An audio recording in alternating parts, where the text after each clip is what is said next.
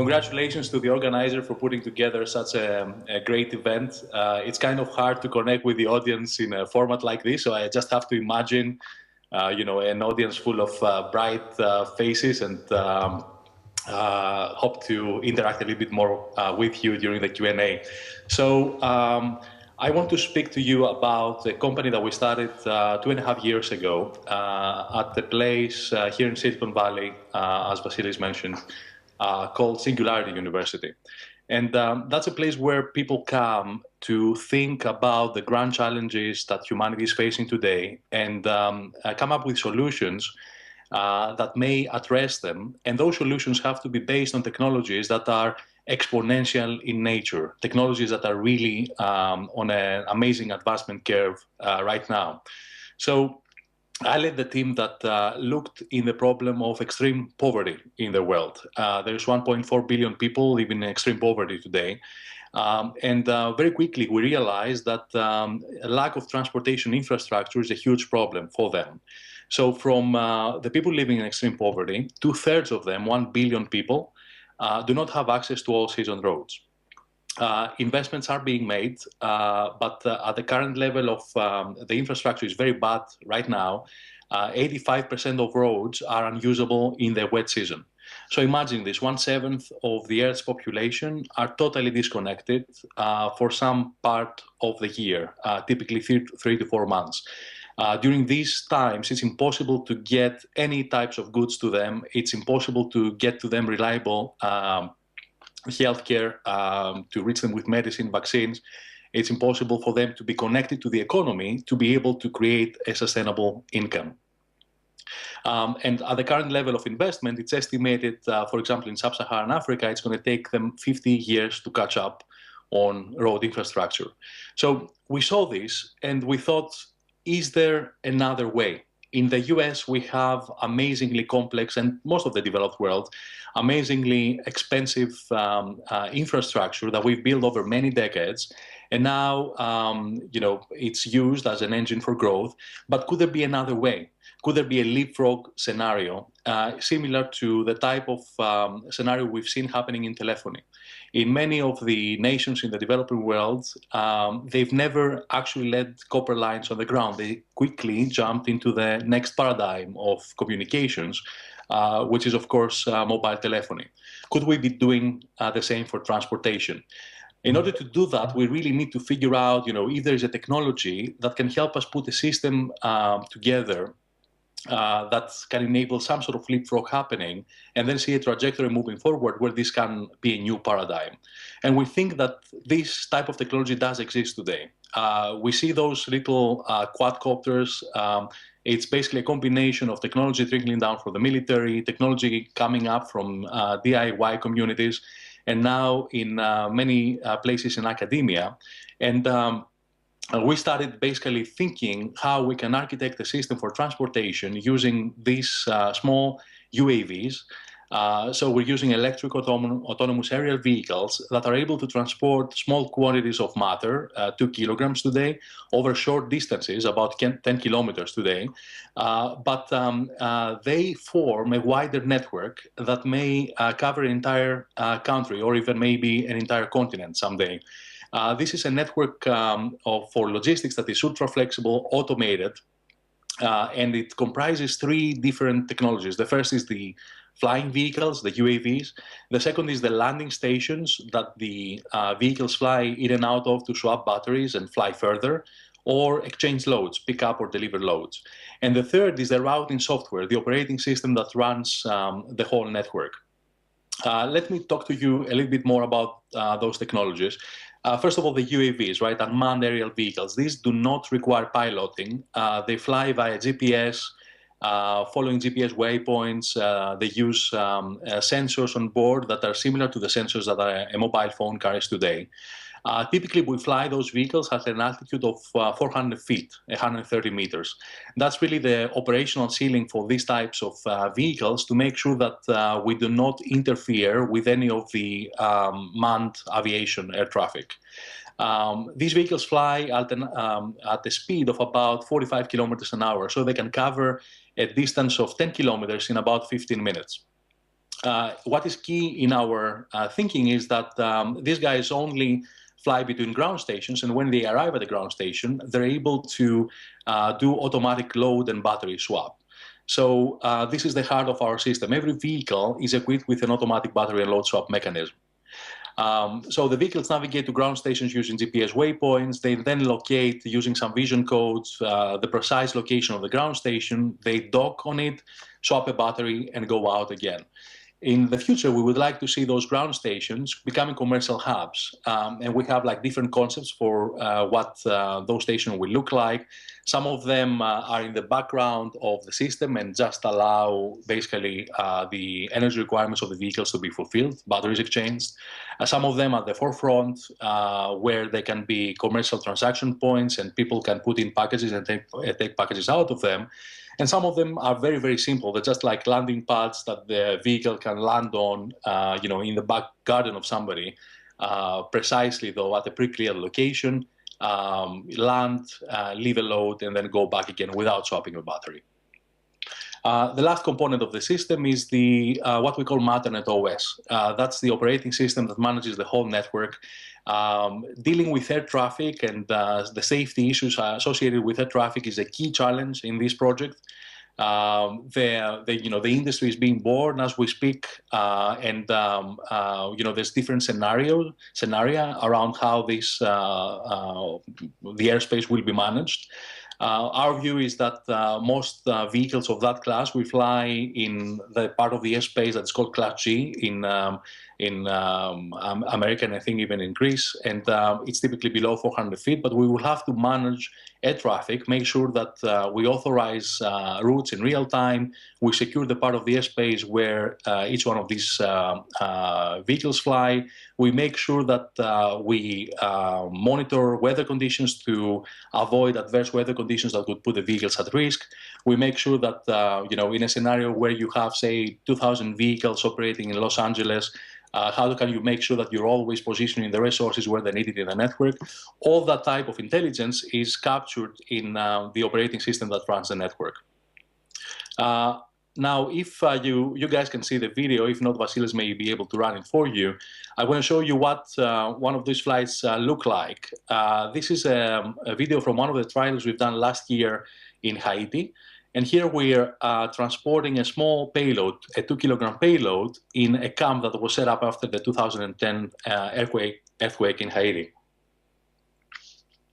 Now, if you focus on this last frame, this really gives you the reason why this will be a new paradigm in transportation. Here we have a vehicle that is costing about $3,000 to $5,000 and is able to carry 2 kilograms over 10 kilometers. We're pushing it to closer to 20 kilometers, I think, by the end of the next quarter. We are using a vehicle that has a mass of 3 kilograms. So a 3-kilogram vehicle is able to transport a 2-kilogram payload. So the ratio of the vehicle to the payload weight is very, very small. For the disaggregated delivery problems, the so-called last-mile delivery, where you don't have the ability to aggregate a lot of loads together, there is no better way to do transportation today. And that is reflected in the cost of the solution. So our estimate is that when this solution matures and all the different technologies come to fruition as we expect them, we'll see a cost of just 24 cents per segment, 24 cents for transporting 2 kilograms over 10 kilometers. And what's most impressive, in my mind, in that cost breakdown is the energy cost for that flight. So reflect on this, right? 2 cents is the cost that we estimate for a 2-kilogram package to be transported via the air over 10 kilometers. Again, the reason for that is that you're carrying very little dead weight, and I believe this is really the basis why this type of system will be a new paradigm. I want to give you a quick sort of idea of the types of projects that we've been looking at since we started.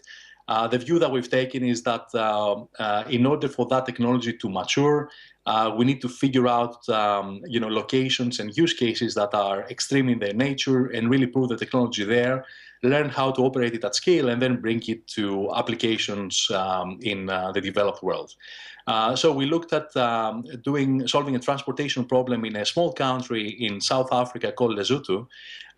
It's a very, a country of extreme geography, very mountainous country with very, very bad road infrastructure, and a place where, there's a very intense AIDS epidemic. And organizations there have a problem of how to transport HIV/AIDS diagnostics from remote clinics to hospital labs for analysis. So we looked at one district there that spans an area of 140 square kilometers. This is roughly 1.5 times, I think, the size of Manhattan. And we wanted to figure out what would be the cost of a network to set up to solve the transportation problem there, connecting 47 clinics to 6 labs. Well, it turns out that the cost would be less than $1 million today. And that's really the power of a new paradigm, to solve new problems at a dramatically low cost. According to the World Bank estimates, $1 million is the cost that is required today, that's estimated, in order to lay down a road of 1 lane for 2 kilometers. And, with the same cost, we're able to basically cover a huge area and solve a big problem there. So, at the inception of the Matternet, we thought that, there's some interesting similarities with the internet as, a network for transportation of information. We believe we can set up a network that shares some of those characteristics. It's decentralized for transportation of atoms, of course. It's decentralized, it's peer-to-peer, it's bidirectional. You can not only transfer things to a remote location, but you can also collect things. And it's highly adaptable. So you can set up a network exactly as you need it to solve a transportation problem. And the cost to change that network and adapt it to a new type of problem is very, very low. It also happens to be a system that is requires very little upfront infrastructure investment, has very, very small ecological footprint, and a host of advantages regarding CO2 emissions and so forth. So when we looked at that, we thought, okay, I mean, there's a clear use case for places that don't have roads, but if it's really a new paradigm, there ought to be applications everywhere, really. And we started looking at the other end of the spectrum, not where we have very sparse populations, but where we have, high concentrations of populations, like in our cities and megacities. We are already an urban civilization. More than half of the Earth's population lives in cities today. And megacities, those cities that, host more than 10 million inhabitants, are springing up all over the world, especially in the south and east of the world. This is an image from Dubai. China is adding a megacity the size of New York City every 2 years. So really the future of humanity will be in megacities, and we need to figure out ways to solve transportation there. What all these megacities face in common is extreme traffic. They have huge congestion. We haven't really figured out a way as a technical civilization to really grow infrastructure quickly enough to meet the growing demands of those cities. So we think that it makes sense in these environments to basically lift some traffic off the road and create a new layer of transportation that sits between the road and the internet. And you can imagine this being used for all sorts of purposes. We envision it being used, of course, for e-commerce goods. Just to give you an idea of the types of goods that could be transacted here, more than 80%, the exact figure I think is 86% of the goods sold by Amazon today are below 2 kilograms. More than close to 90% of all the traffic that the global courier services see are also below 2 kilograms. So, it really makes sense to set up a transportation infrastructure that is, that fits with that sort of problem definition. And it doesn't require a lot of packages to be aggregated, which is impractical in last mile delivery. So we would see this system operating in all sorts of environments, day and night, in the background, being visible to the user, just like the internet. So that's really our vision. I mean, we are dreaming big about Matternet, and that's something that I want to encourage everybody in the audience to do. I think, yeah, that you have to, it's a very exciting time right now to build technology. With a very small team of very focused minds, you can really go a long way to, creating something that captures the imagination of the world. At Matternet, we say that we want to build the next big network in the world, a network for transportation of matter that will do for that segment, transportation, what mobile did for communications. It was very hard to think, 30 years ago that whole countries, whole continents even, would be adopting these, very bulky and chunky and expensive sort of mobile phones that, really rich guys at Wall Street used. But, really, technology is advancing so rapidly. Mobile phones today are driving an economic revolution in many countries in sub-Saharan Africa and in Southeast Asia, which are two of the most rapidly advancing areas of the world right now. So I would encourage you guys to think big and think, how can you really get to a proof point that is very easy to do, there's a lot of challenges, of course, but it's reasonably easy to do with a small team. I think, in fact, that small teams are the best equipped in order to solve these types of challenges. And then the world will be ready for you. I mean, in the couple of years that we've been running Matternet, we've really sort of inspired the world on what this new industry would look like. And of course, we've had huge public validation that we're thinking along the same lines by people like Amazon, UPS, Google, that came out publicly just a couple of weeks ago. So I'm going to end it here. Thank you so much for hosting me, and I look forward to hearing your questions in a few minutes.